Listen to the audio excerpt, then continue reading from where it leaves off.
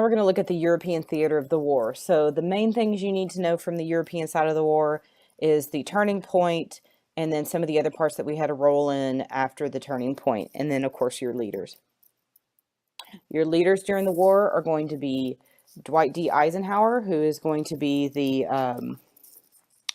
he is going to be the Supreme Allied Commander in Europe.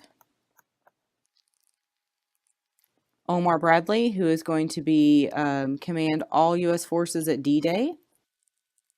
And then another famous commander during this time is going to be George Patton, and he's going to be known for he was head of the Third Army. He was what we would call a very brash general, very outspoken, and he was a very good tank commander. He had a very large, and they were able to have a lot of victories, mostly in northern Africa, and then up into Italy in that part of the war.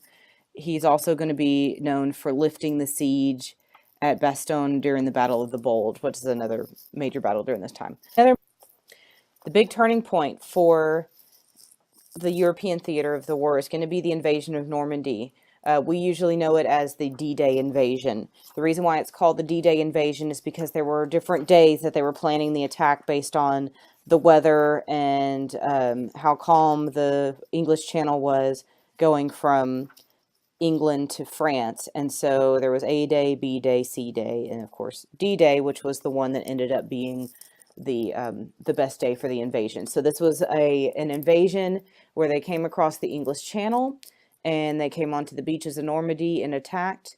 And the big important thing from this is going to be that this invasion is going to stop the German advancement and start pushing Germany back, forces back into Germany. This is also going to reopen the Western Front, because at this point Germany had taken over France, they had taken over most of Western Europe, they had been bombing England and Britain. So this, and then they had been really fighting against Russia on the Eastern Front, and where they've had a lot of devastation in that area. So this is going to kind of open that front in the Western side again and start bringing more of the German troops over to this Western side and kind of provide some relief for the Russian side, the front on that side.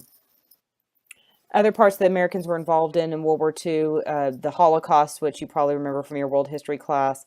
This is going to be the systematic imprisonment and killing of primarily Jewish people. It's also going to be other what we call undesirable populations, gypsies, some Soviets, people that were maybe mentally disabled, are also going to be part of this systematic imprisonment and killing during this time. 6 million Jews, which is 2/3 of those that lived in Europe at this time, and 5 to 6 million others were killed during the Holocaust. One of the things that we came across whenever the Americans were coming across Europe is they started coming along these concentration camps where we did not know the Holocaust was going on or that these concentration camps existed until these soldiers got into Europe and came across these camps and liberated those that were in them.